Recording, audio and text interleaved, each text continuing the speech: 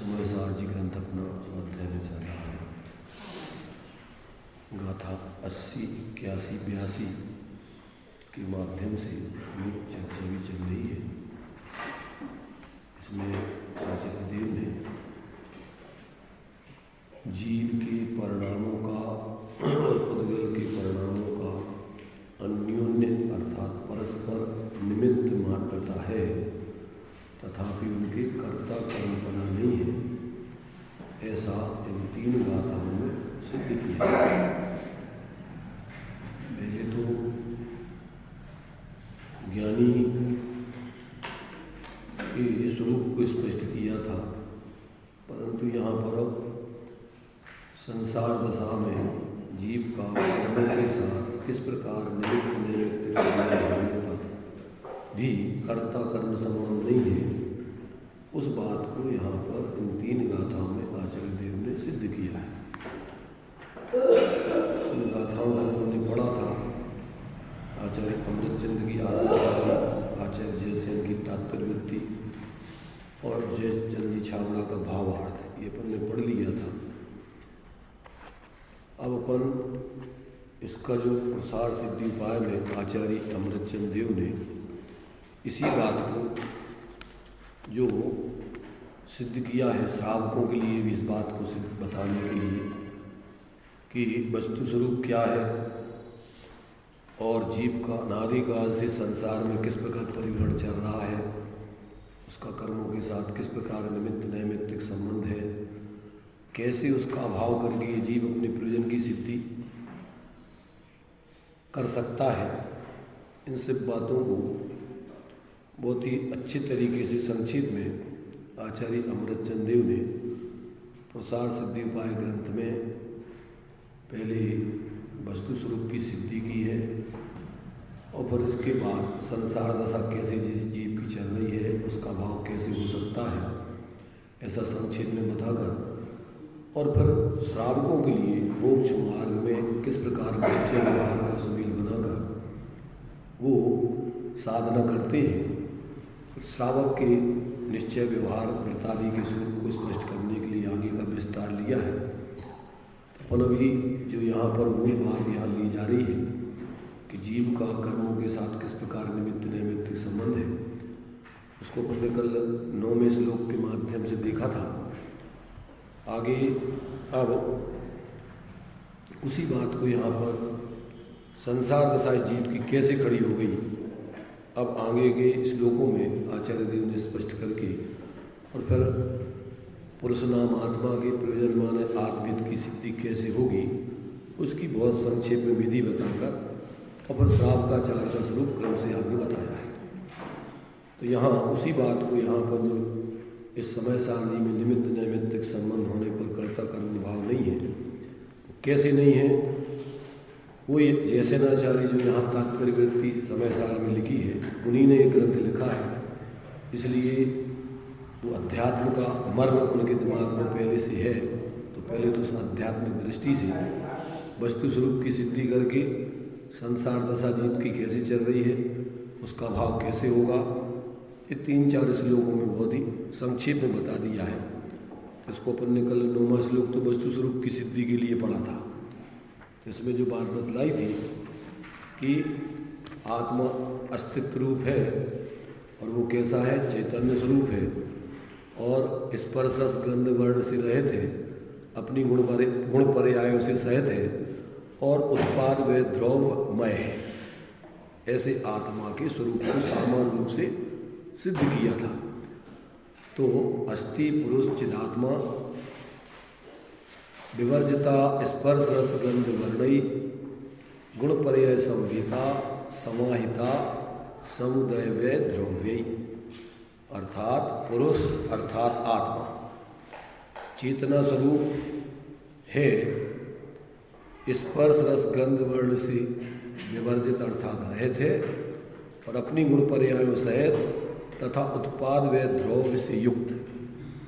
ये वस्तु की स्वरूप की सिद्धि यहाँ पर चूंकि चेतन आत्मा की सिद्धि करना थी, इसलिए आत्मा की दृष्टि से बात लिखी है। वैसे तो तत्वार सूत्र में प्रत्येक वस्तु का स्वरूप बतलाया है, गुण पर्यायवत द्रव्यम उत्पाद व द्रव्युक्तम सद द्रव्य लक्षण। ये सूत्र तत्वार सूत्र के इसमें सब आ गए। अब चूंकि यहाँ आत्मा के प्रयोजन की सिद्धि करना थी, इसलिए ऊपर की लाइन में उन्होंने आत्मा को लिख करके अस्थि पुरुष चिदात्मा विवर्जिता स्पर्श रस गंध वर्ण ही, आत्मा को स्पर्श रस गंध वर्ण से रहित और चैतन्य स्वरूप ऐसा सिद्ध करके और अपनी गुण पर्यायों सहित और उत्पाद व द्रव्यमय ऐसे आत्मा के स्वरूप को सिद्ध किया यहाँ। तो ये तो सामान्य रूप से प्रत्येक वस्तु की सिद्धि ऐसे ही होती है, और चूंकि आत्मा भी एक वस्तु या द्रव्य है और वो भी इसी प्रकार से है, तो सामान्य रूप से ऐसा यहाँ पर अभी वस्तु का स्वरूप सिद्ध किया था। अब अपन को जीव की चूंकि अनादिकाल से संसार दशा चली आई है, ऐसा यहाँ अपन ने अभी जो इस टीका में इसी की पहले श्लोक की टीका में पढ़ा था कि वो पुरुष कैसा है कि स्पर्श रस गंध वर्ण से रहित है। 36 पेज पर नीचे का पैराग्राफ अपन ऊपर का पढ़ रहे हैं। और ये पुद्गलों के गुणधर्मों से रहित है। और कैसा है? अमूर्तिक है। और कैसा है ये? क्योंकि अनादिकाल से ये जीव पुद्गल के संबंध से क्या कर रहा है? कर्मों के साथ रह रहा है, और उसमें क्या है, इसको अनादिकाल से अपने स्वरूप का भेद विज्ञान न होने से इन पुद्गल आदि संयोगों में शरीर आदि में ही अहंकार ममकार रूप परिवर्तन करता है। जीव अपने चैतन्य पुरुष को अमूर्तिक जाने तो द्रव्य कर्म नो कर्म धन धान्य आदि पुद्गल द्रव्य में अहंकार ममकार ना करे। कैसा है पुरुष? गुण पर्याय संवेदा, गुण पर्यायों से तदात्मक है, अर्थात द्रव्य है वह गुण पर्यायमय है, अतः आत्मा भी गुण पर्यायों सहित विराजमान है। भावार्थ में उन्होंने जो खुलासा किया, गुण का लक्षण सहभूत है। गुण कैसे होते हैं? आत्मा के साथ में रहते हैं, साथ माने तन्मय होकर के रहते हैं, वो साथ में ही रहते हैं अनादि अनंत। तो वो सह अर्थात द्रव्य के साथ, भू अर्थात उनकी सत्ता विद्यमान है। और द्रव्य में जो सदा काल पाया जाए उसी को गुण कहते हैं। गुण की परिभाषा क्या है? जो द्रव्य में उसके संपूर्ण प्रदेशों में संपूर्ण अवस्थाओं में रहे उसका नाम गुण है।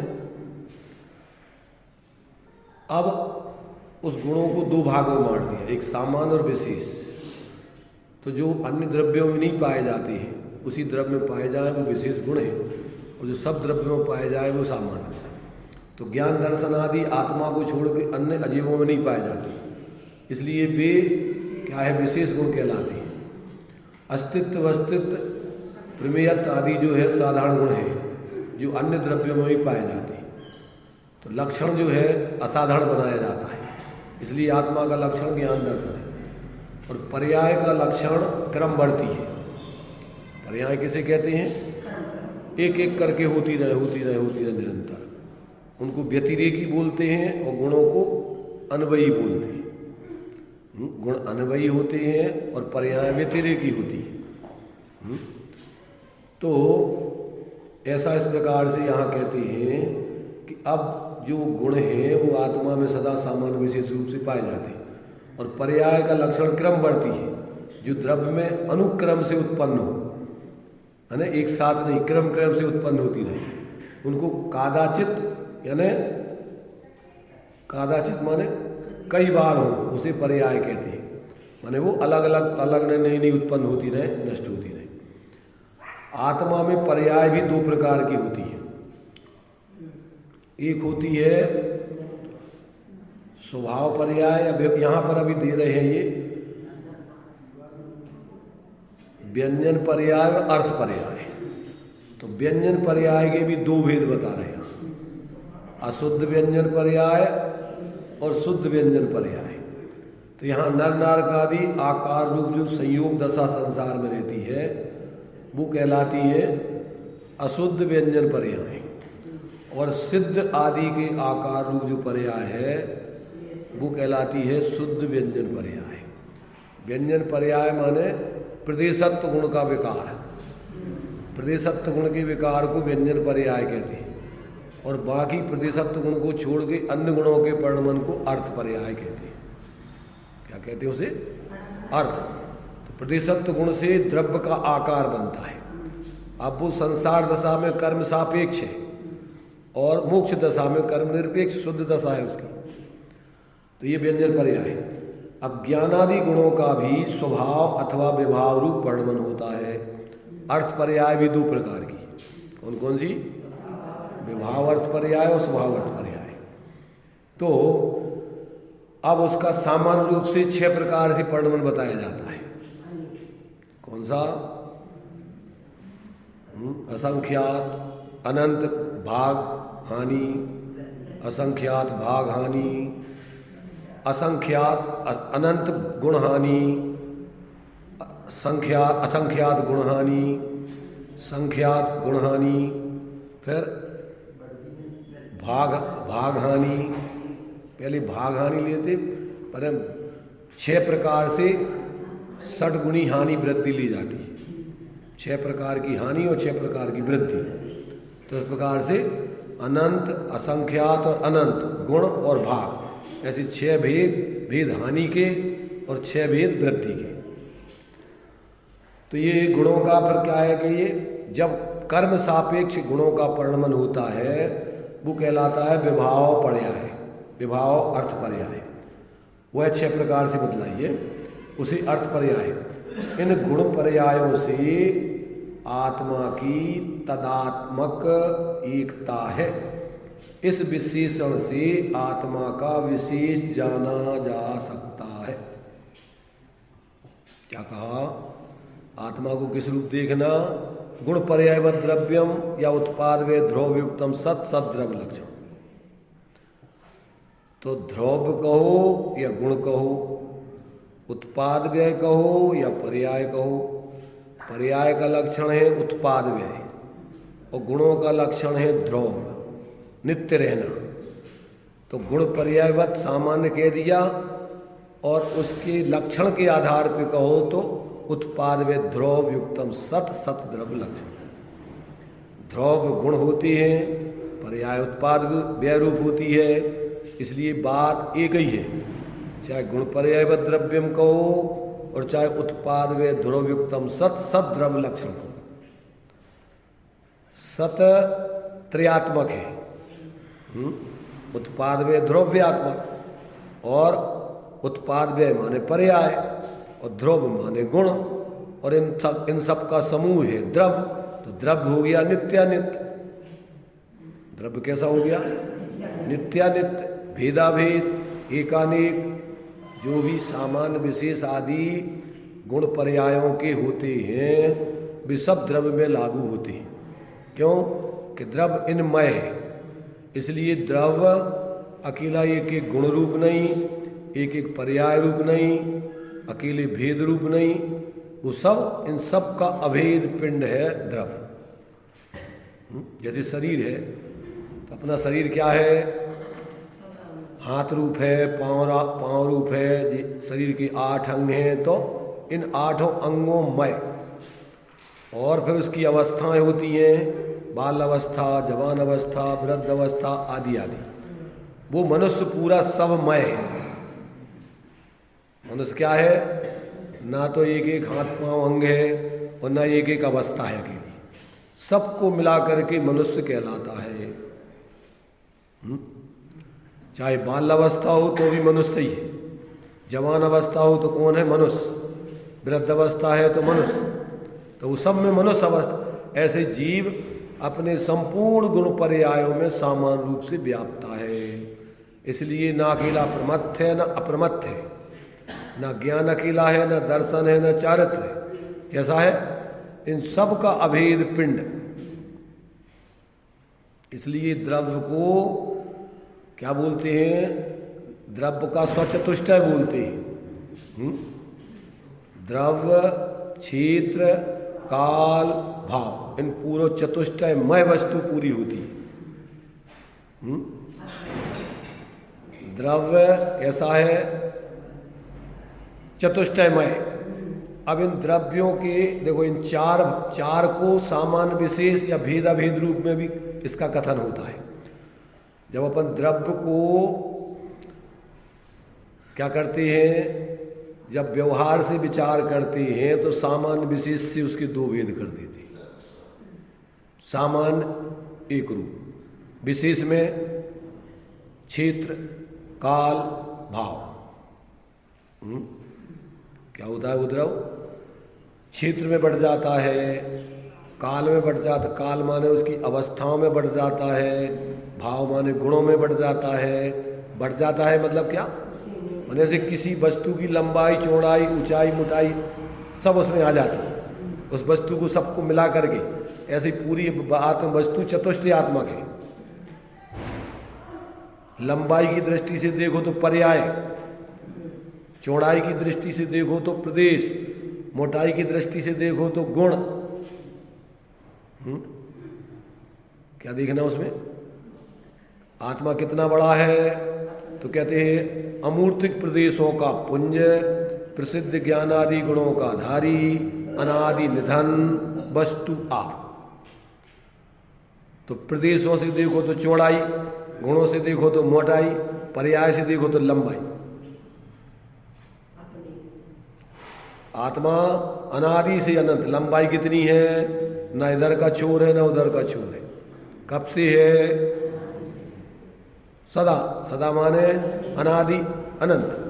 ना इधर का अंत है ना उधर का अंत है। पीछे का अंत नहीं माने अनादि, और आगे का अंत नहीं माने अनंत।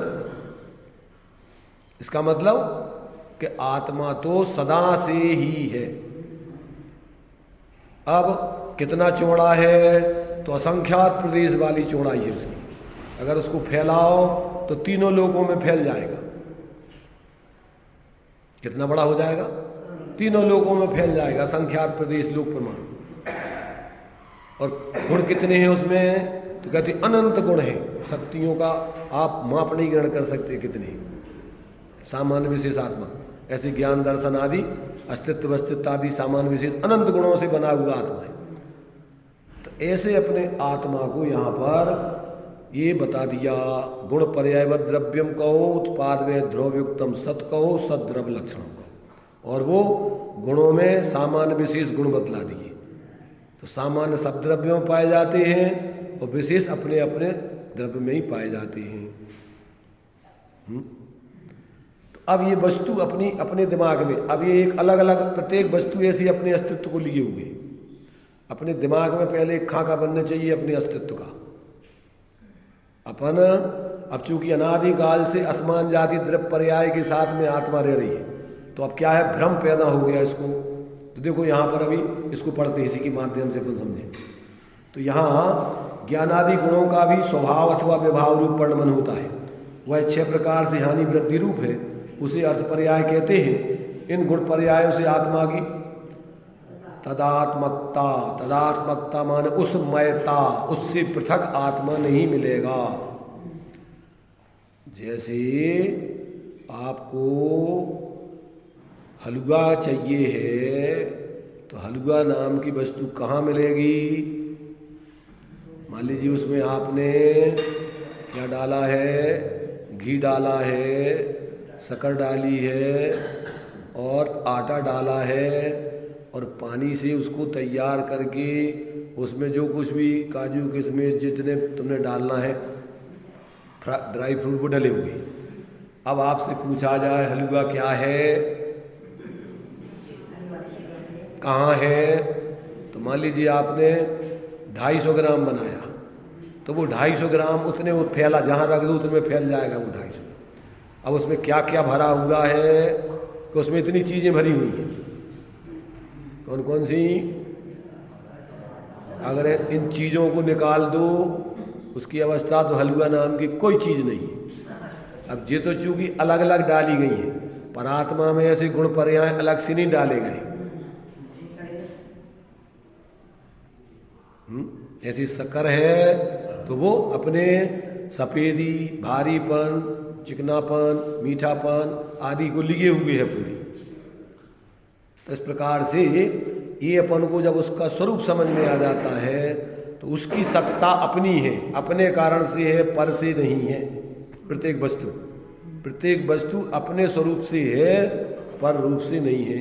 जैसे अपनी आत्मा है तो शरीर से है, कर्मों से है, भोजन से है, काय से, आयु कर्म से है। कौन से, किस कारण से आत्मा की सत्ता है?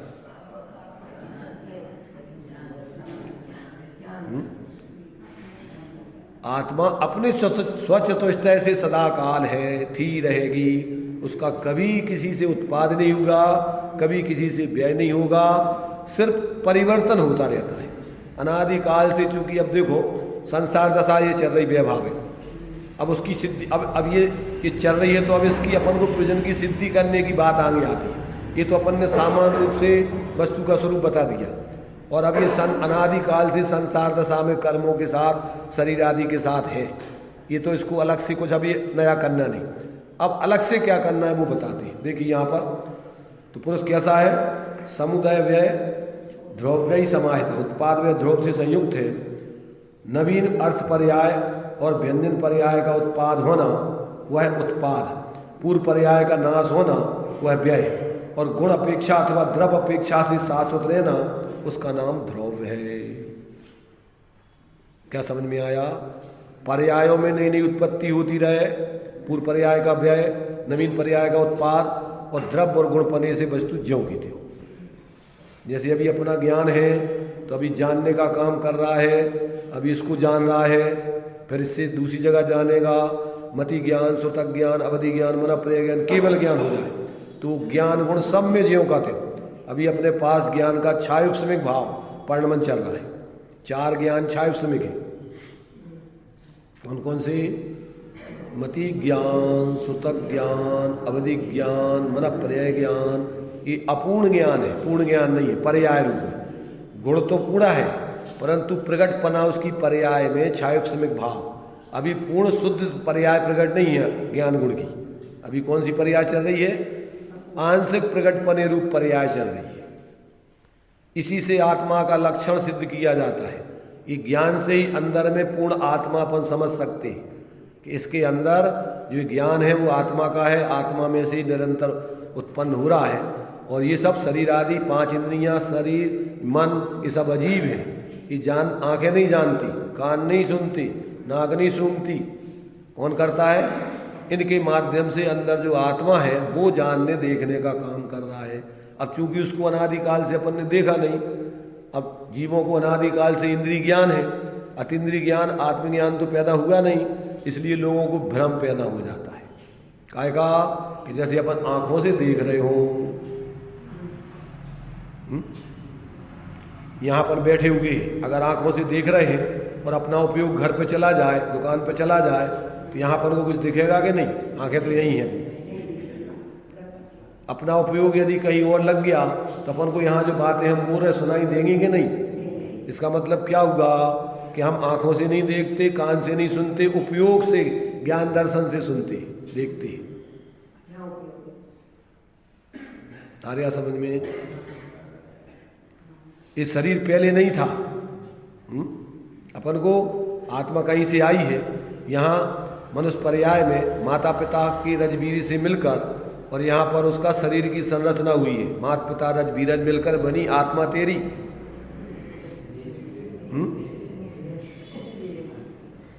कौन बना है? माता पिता रजबीरज बनकर मिलकर बनी दे तेरी। और अपन को क्या लगता है? माता पिता को भी क्या लगता है कि मैंने बच्चा पैदा कर लिया। बच्चा माने क्या? बच्चा माने, अरे बच्चा माने वो तो कोई अकेला अकेला शरीर थोड़ी है वो बच्चा, उसमें जीव है, वो जीव तुमने पैदा किया। और ये पुद्गल परमाणु भी, तुम भी तो जीव हो, तुम्हें भी तो भ्रम है कि तुम मनुष्य हो। तुम कौन हो? तुम मनुष्य हो कि जीव हो? अब समस्या खड़ी है। भाई देखो, अभी हमने जैसे हलवा बनाया तो हलवा में कोई, हलवा नाम की कोई अपनी वस्तु तो है नहीं, ऐसे मनुष्य नाम की एक वस्तु तो है नहीं है।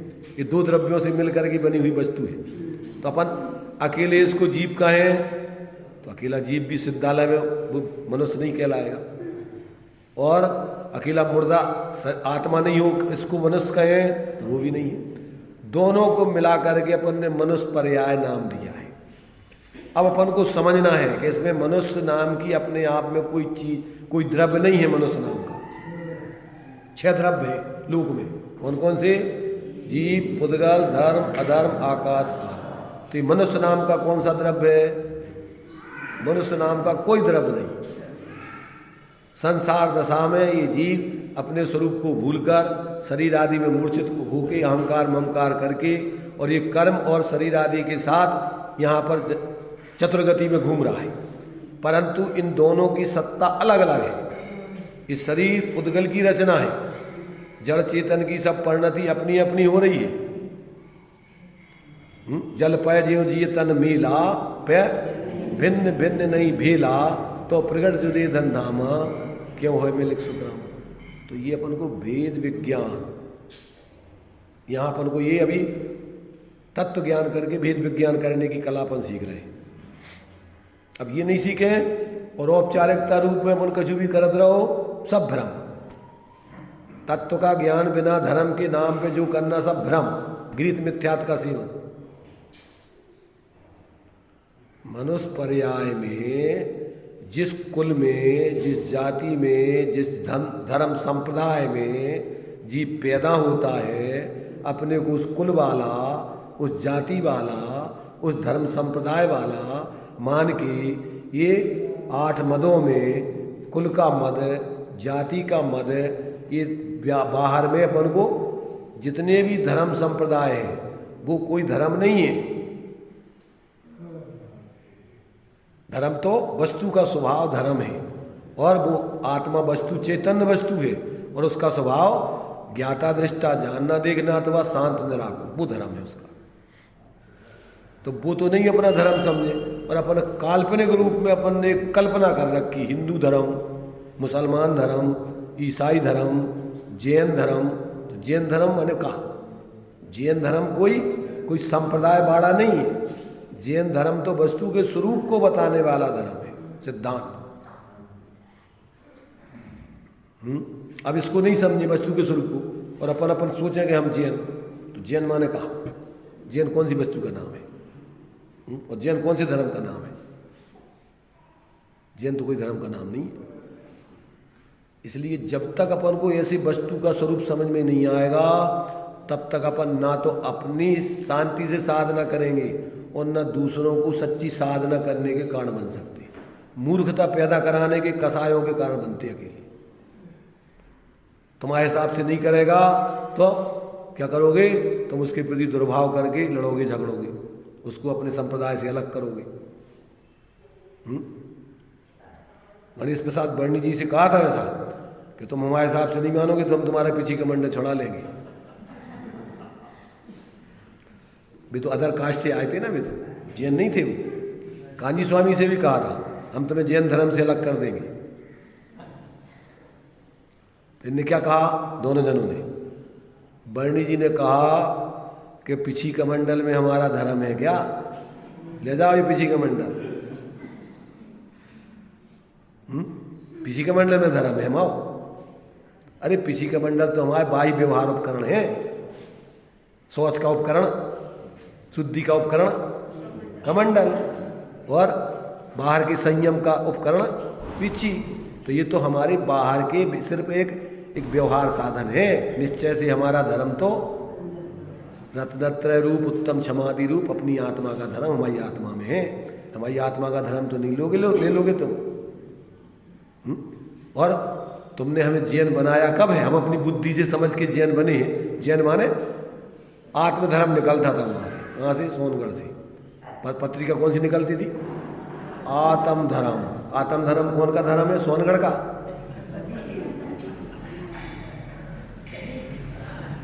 देखी किसी ने आत्म धर्म पत्रिका? देखी? उसमें आत्मा की बातें कही जाती थी। ये द्रव्य गुण पर्याय की जो आचार्यों ने लिखी कि तुम आत्मा हो, उत्पाद व ध्रुव से सहित हो, गुण पर्याय मय हो, तुम शरीर आदि नहीं हो, ये बातें उसमें आती थी। उस पत्रिका का नाम था आत्म धर्म। तो जो आत्म धर्म सोनगढ़ का धर्म निकला क्या? लोगों को क्या भ्रांति है कि कोई सोनगढ़ से कोई धर्म निकला है। अरे सोनगढ़ तो एक स्थान पे वो रहे जहाँ जैसे शिखर जी पे तीर्थंकरों ने साधना की तो अपन ने उसको निर्माण क्षेत्र घोषित कर दिया। निर्माण आत्मा का होता है कि तीर्थ का होता है? मोक्ष मोह का क्षय संयोगों में होता है, बाहर में होता है कि आत्मा में होता है? तो मोक्ष का क्षेत्र आत्मा में है कि बाहर में? किधर है? मोक्ष का क्षेत्र अपने असंख्यात प्रदेशों में मोक्ष होता है ना, और मोह रहित दशा होकर के वीतराग दशा। तो मोक्ष तो प्रत्येक आत्मा का स्वभाव है। अब जिन आत्माओं ने जिस क्षेत्र से वो मोक्ष बाहर संयोग रूप में उस रूप की आराधना की, उपचार से उस स्थान को अपन ने मोक्ष स्थान कह दिया। तो मोक्ष तो आत्मा की पर्याय है। 5 अवस्थाएं ये आत्मा की है। अरहंत सिद्धाचारी पाठक साधुगर परमेष्टिपण सब आत्मा की अवस्थाएं। ये तो आत्मा की शुद्ध दशा है। तो जब तक अपन को तत्व ज्ञान नहीं होता तब तक अपन धर्म के नाम पर अपनी आत्मा की दुर्गति करते रहते हैं रात दिन। धर्म के नाम पर धर्म फरम तो कुछ समझते ही नहीं।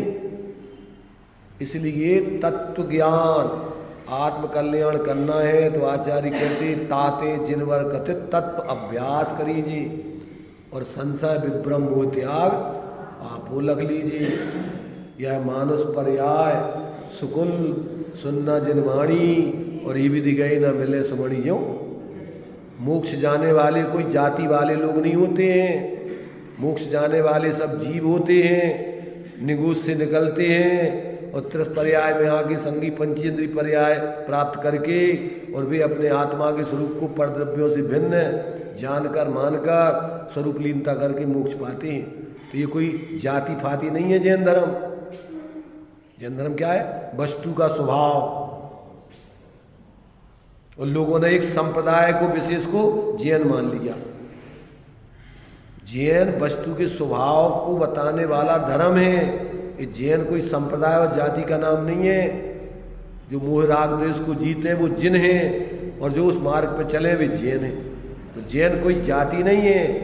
कोई भी जीव जो ऐसा समझे वो इसको धारण करे वो जैन हो जाता है। चारों गति में जैन है कि नहीं है? नरक में असंख्यातों है, त्रियंचों में असंख्यातों है, देवों में असंख्यातों है, मनुष्यों में सिर्फ सीमित है। और मनुष्यों में तो नकली जैन ज्यादा है, असली जैन बिरले है। और इन 3 गतियों में तो असली जैनों की संख्या है वो जो अपनी आत्मा की आराधना कर रहे हैं। जब तक दृष्टिकोण में ऐसा समीचीनपना विशालपना नहीं आएगा तब तक अपन को जीवों के प्रति करुणा दया का भाव नहीं आएगा, दुष्टता का भाव रहेगा एक दूसरे के प्रति। जो अपन बोलते रहते हैं मैत्री भाव जगत में मेरा सब जीवों से नित्य रहे। और देखो तो एक दूसरे के प्रति द्वेष भाव नित्य रहे, राग द्वेष नित्य रहे।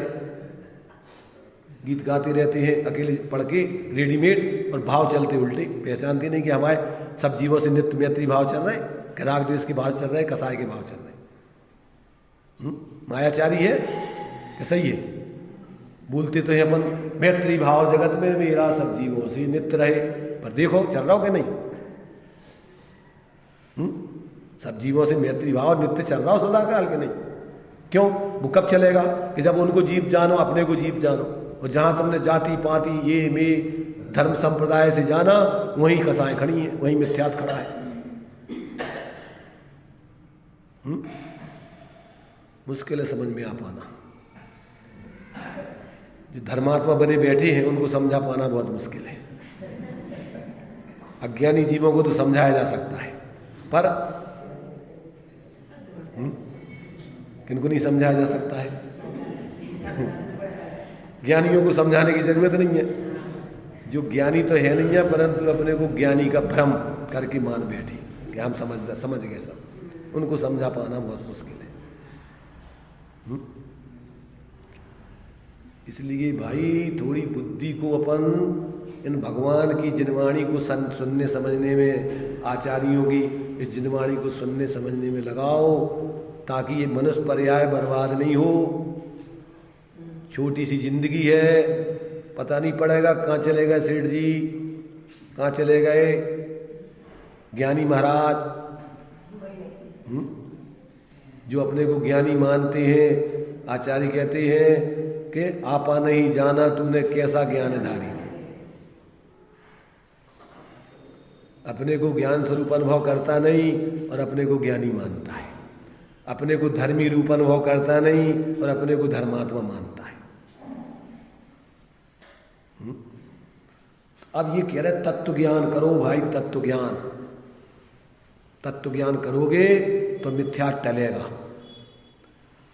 तत्व ज्ञान करके विचार करोगे तो मिथ्यात गलेगा, और तत्व का स्वरूप अनुभव करोगे तो मिथ्या टलेगा। अपने चैतन्य स्वरूप ऐसे गुण पर्यायमय, ऐसी उत्पाद व ध्रुव युक्त अपनी आत्मा का अपने रूप अनुभव करोगे तो मिथ्यात का नाश होगा। परद्रव्यों से भिन्न प्रत्येक आत्मा है, एक दूसरे से कोई लेना देना नहीं है, अत्यंत अभाव है। एक दूसरे से एक दूसरे का कोई धर्म का संबंध नहीं है। तो देखो यहां क्या कह रहे हैं, ये कह रहे कि ये समुदाय व ध्रुव ही समय उत्पाद व ध्रुव से संयुक्त है वो पुरुष माने आत्मा। नवीन अर्थ पर्याय और व्यंजन पर्याय का उत्पाद होना हुआ उत्पाद है, पूर्व पर्याय का नाश होना हुआ व्यय है, और गुण अपेक्षा अथवा द्रव अपेक्षा से शाश्वत रहना वह ध्रुव है। जिस प्रकार सोना कुंडल पर्याय से उत्पन्न होता है, कंकड़ पर्याय से नष्ट होता है, तथा पीतादिक गुणों की अपेक्षा अथवा स्वर्ण की अपेक्षा सभी अवस्थाओं में शाश्वत रहता है। इस विशेषण से आत्मा का अस्तित्व प्रकट किया गया है। ये आत्मा ऐसे अस्तित्व को लिए हुए है, गुण पर्यायमय, उत्पादमय, ध्रुवमय। अब प्रश्न उठता है, देखिए नीचे, ऐसे चैतन्य पुरुष की अशुद्धता किस प्रकार से हो गई? जब पुरुष ऐसा था तो ये कहां से इसको संसार का भूत लग गया, इसको ये मिथ्यात कहां से लग गया, ये कसाएं कहां से लग गई इसको?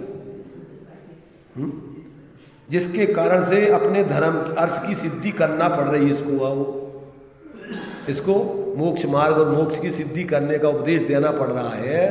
तो कहते हैं अशुद्धता इसके कहां से आ गई?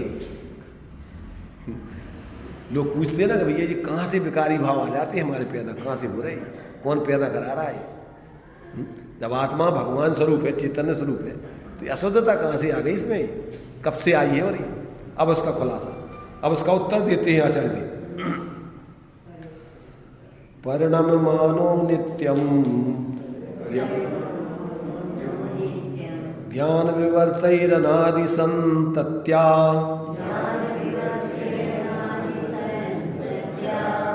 परिणामानां स्वेषां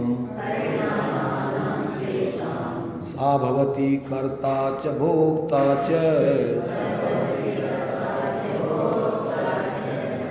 देखिए, वह चैतन्य आत्मा अनादि की परपाटी से निरंतर ज्ञानादि गुणों के विकार रूप रागादि परिणामों से परिणमन करता हुआ अपने रागादि परिणामों का कर्ता और भोक्ता भी होता है।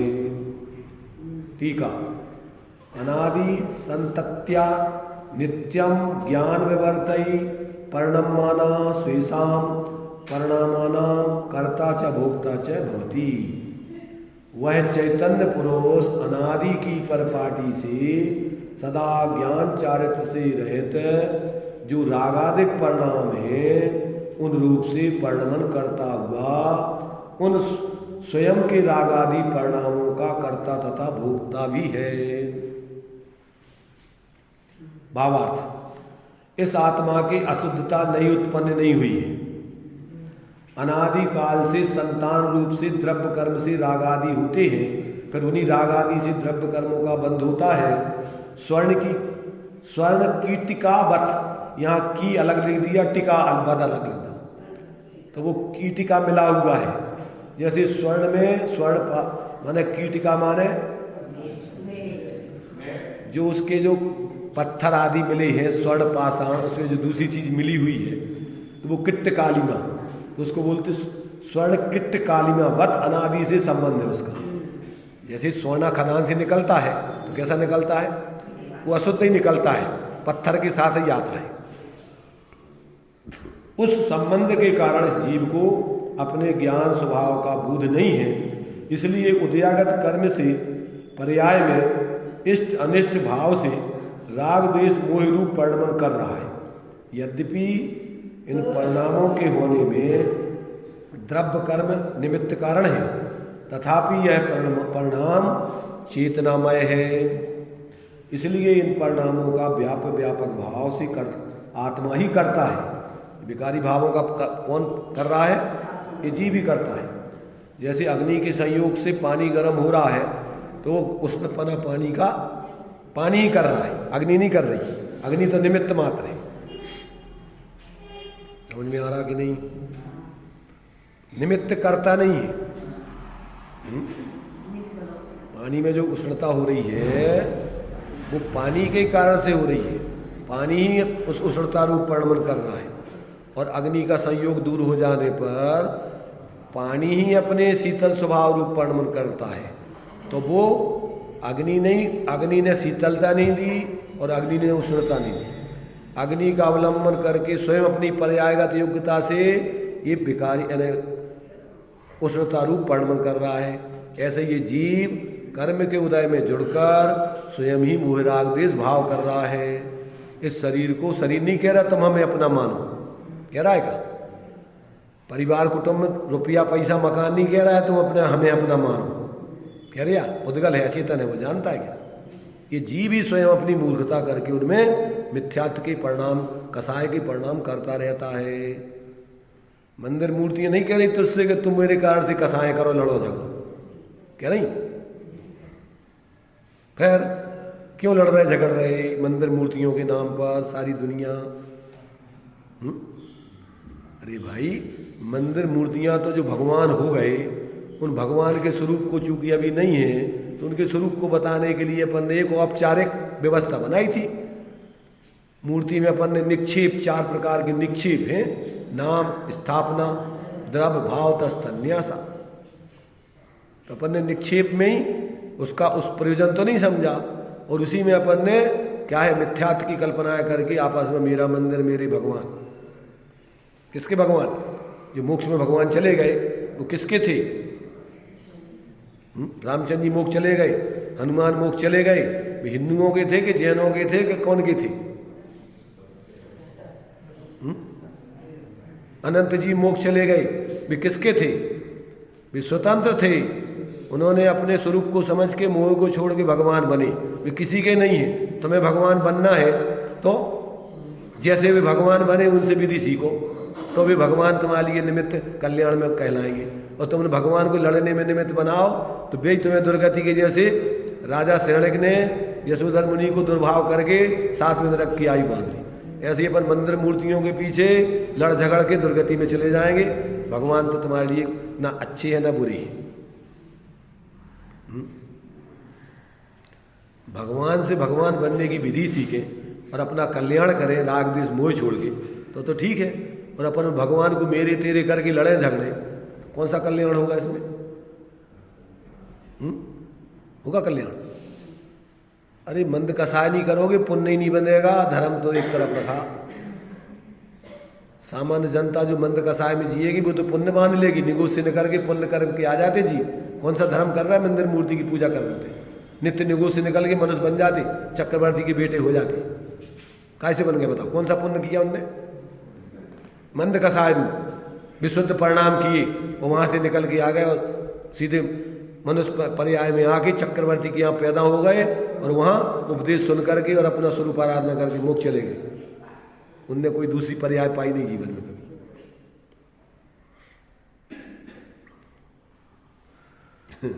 तो देखो, अपन को ये आचार्य सब तरीके से अपनी मूर्ताओं को तोड़ाने का उपदेश दे रहे हैं। देखो भैया, ये कह रहा है कि पर्यायों में उदयगत कर्म से पर्याय में इष्टनिष्ठ भाव से राग द्वेष मोह रूप परिणमन कर रहा है।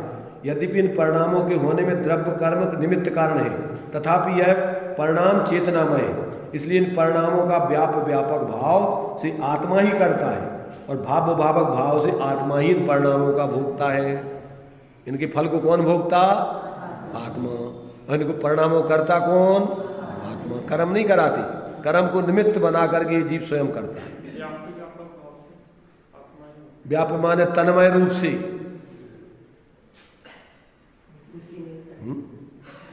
अभी इतने दिनों से व्यापक भाव नहीं पड़ रहे हैं, कोई को तो यह खुलासा चल रहा था। जो जिस तादात्म्य संबंध जिसमें होता है उसमें व्यापक, जिसमें व्यापक संबंध है वो तादात्म्य संबंध कहलाता है। उसमय पानी शीतलता और उष्णता, पानी गर्म होगा तो वो पानी ही उष्ण हो जाएगा पूरा, और पानी ही ठंडा होगा तो पानी ही हो जाएगा। ऐसा नहीं कि उष्णता अलग रह जाए तो शीतलता अलग रह जाए, पानी अलग रह जाए। परिणाम द्रव्यमय होते हैं, गुणमय होते हैं। तो श्रद्धा गुण का परिणमन मिथ्यात्व रूप हो रहा है तो वो श्रद्धा गुणमय मिथ्यात्व का परिणमन, और गुण आत्मा, गुण पर्याय आत्मा है तो आत्मा ही वो मिथ्यात्व रूप परिणमन कर रहा है। सम्यक्त होने पर सम्यक्त रूप परिणमन करता है, और उसका परिणाम कौन भोगता है? पर्याय के आत्मा। पर्यार्थिक नए से आत्मा ही भोगता है। तो अब व्यापक भाव का स्वरूप कहते हैं। देखिए, जो नियम से सहचारी हो उसे व्याप्य कहते हैं। जिस प्रकार धुआं और अग्नि में सहचरी है, अर्थात जहाँ धुआं होता है वहाँ अग्नि होती है, अग्नि के बिना धुआं नहीं होता। उसी प्रकार रागादिक भाव और आत्मा में सहचारी पना है। जहाँ रागादिक होते हैं वहाँ आत्मा होता ही है। आत्मा के बिना रागादिक नहीं होते। इस व्याप्ति क्रिया में जो कर्म है उसे व्यापक कहते हैं, और आत्मा उसका कर्ता है उसे व्यापक कहते हैं। क्योंकि रागादि आत्मा के करने से होते हैं, अतः उन्हें व्यापक कहते हैं। जहाँ जहाँ रागादि वहाँ वहाँ आत्मा, और जहाँ जहाँ आत्मा नहीं वहाँ वहाँ रागादिक नहीं। ऐसा नहीं लगा लेना व्यापक संबंध कि जहाँ जहाँ आत्मा वहाँ वहाँ रागादि। यहाँ से लगाना जहाँ जहाँ रागादि वहाँ वहाँ आत्मा, और जहाँ जहाँ आत्मा नहीं वहाँ वहाँ रागादि नहीं। परंतु जहाँ आत्मा है वहाँ रागादिक हो और नहीं भी। ज्ञान के साथ तो दोनों तरफ से अन्वय व्यतिरिक्त लगता है, परंतु यहाँ एक तरफ से लगता है।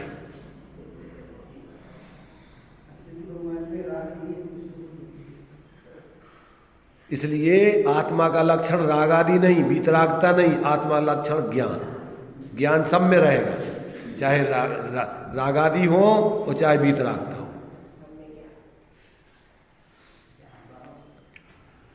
इस प्रकार जहाँ व्यापक संबंध हो वहाँ कर्ता कर्म संबंध संभव है, अन्य स्थान में संभव नहीं है। इसी प्रकार जो जो भाव अनुभव करने योग्य हो उन्हें भाव्य कहते हैं। जो भाव अनुभव करने योग्य उन्हें भाव, तथा जो अनुभव करने वाला पदार्थ है उसको भावक कहते हैं। ऐसा भावक संबंध जहाँ हो वही भोक्ता भोग्य संबंध संभावित है, अन्य स्थान पर नहीं। इस प्रकार आत्मा, इस शुद्ध आत्मा माने अपने भावों का कर्ता भोक्ता जानना चाहिए। अभी अपन समय सार की जो भी आगे 83वीं गाथा पढ़ रहे हैं ना, पढ़ेंगे, उसमें ये कर्ता कर्म और भोक्ता भोग्यपना ये दोनों उसी में सिद्ध कर रहे हैं। अभी तो अपन ये श्राव का चार है और यही समय सार में लिखा हुआ है।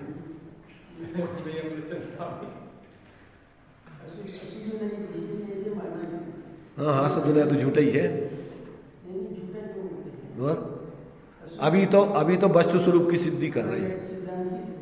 अभी तो ये कर रहा है कि जो परिणाम है वो परिणामी के होते हैं और उसका कर्ता द्रव्य होता है। समय सार में तो रागादिक को कर्मों का कहा है, क्योंकि वहाँ स्वभाव दृष्टि कराना है, और प्रवचन सार में रागादिक को निश्चय से आत्मा के कहे, क्यों कि वहाँ वस्तु स्वरूप की सिद्धि करना है। पहले वस्तु स्वरूप की सिद्धि हो नहीं, और प्रयोजन की सिद्धि में निश्चयाभासी बन जाता है व्यक्ति कि हमारी आत्मा में तो रागादिक कर्म के हैं, तो आत्मा के होते ही नहीं है। बस अपन तो भगवान ही है, बस खाओ पी के मौज करो। तो कहाँ कौन सी विभाग, अभी इसमें भी प्रश्न, ये सब प्रश्न उठाएंगे इसमें। एक तरफ तुम कह रहे रागादिक कर्मों की, अभी प्रश्न आगे उठाएंगे इसमें दिया है कि तुमने एक जगह तो कह दिया कि रागादिक कर्मों के, यहाँ कह रहे रागादिक आत्मा की। तो हमारी समझ में नहीं आता कि तुम कब कुछ कह देते, कभी कुछ कह देते, कभी कुछ। इसीलिए अभी आगे प्रश्न उठाया, देखो बताते हैं। देखो यहाँ पर 44 पेज निकालो।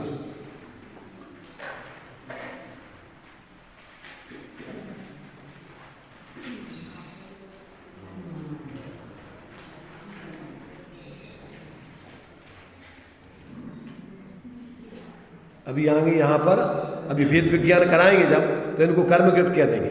अभी तो तुम्हारे लिए वस्तु स्वरूप की सिद्धि करना है, तो अभी तो जीवकृत कह रहे। देखो प्रश्न उठाया। अभी आगे जब पढ़ेंगे ना अपन 2-3 श्लोक, उसमें सब अपन को पुरुषार्थ सिद्धि की उपाय करना है ना, तो उसमें पुरुषार्थ सिद्धि में कर्मकृत कहेंगे इसको। अब देखो इसमें आगे क्या कह रहा है, प्रश्न उठाया।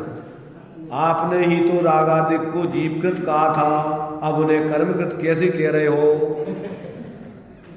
क्योंकि प्रयोजन सिद्ध करना है, तो वो कर्म के उदय पूर्वक हो रहे हैं, वो आत्मा का स्वभाव नहीं है। जैसे हमने दृष्टांत दिया था कि जैसे जो डांक लगा दो तो उसका रंग बल्ब का कैसा, हरा नीला पीला, तो वो किसका है?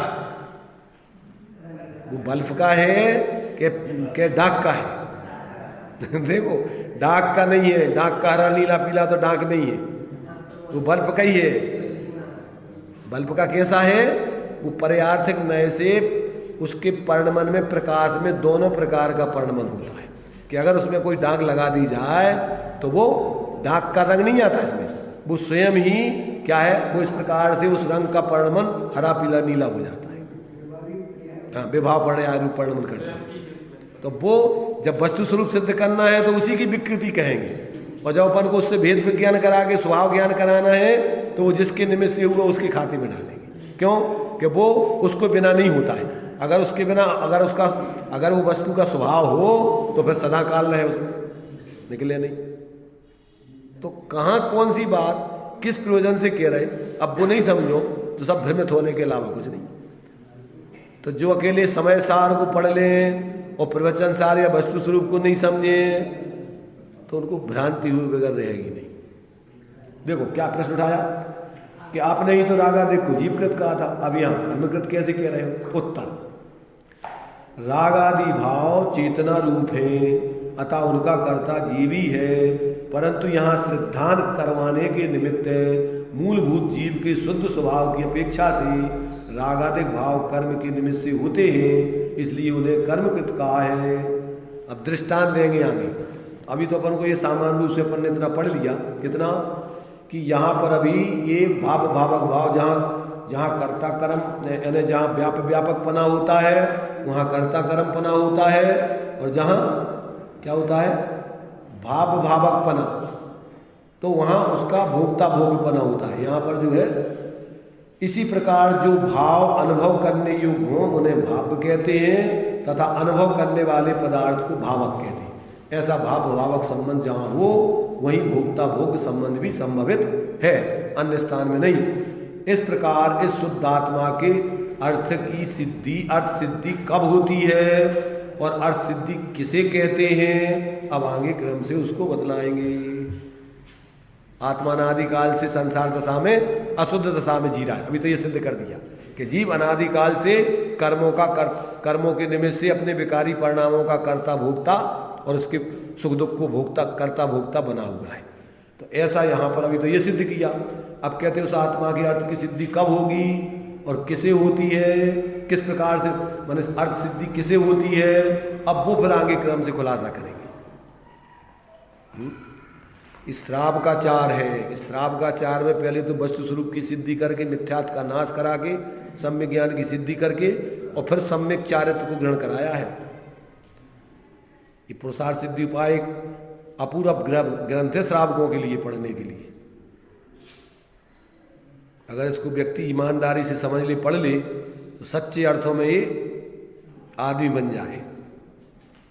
अभी तक तो ये आदमी के साए के रूप में जी रहा है। इंसानियत की रोशनी जाने गुम हो गई कहाँ, आदमी के साए हैं मगर आदमी कहाँ। आदमी हमें कोई दिखाई नहीं देता ज़्यादातर तो। जब तक उसमें इंसानियत नहीं हो तब तक वो आदमी नहीं कहलाता है। अकेले शरीर धारण कर लेने से कोई आदमी नहीं बन जाता है। तो यहाँ पर को इन सब बातों को क्रम से समझकर और अपनी अन्यथा जो मान्यताएं भ्रांति रूप तत्व के विपरीत विचारधारा चल के आपस में लड़ते झगड़ते रहते हैं धर्म संप्रदायों के नाम पर, कि जब तक अपन को तत्व ज्ञान नहीं हो तब तक अपन मध्यस्थ होकर एक दूसरे के प्रति मैत्री भाव रखकर एक दूसरे का सहयोग करके सच्चे धर्मात्मा बन के सच्चे सुख के मार्ग में नहीं चलेंगे। इसलिए अपन को भगवान जिनेंद्र के वचनों को सुनकर आचार्यों के द्वारा समझाए हुए इन शास्त्रों के माध्यम से अपनी भ्रांति को तोड़कर सच्चे अर्थों में अपन धर्मात्मा बने। इसी बात से अपन यहीं विराम लेते हैं। आगे अपन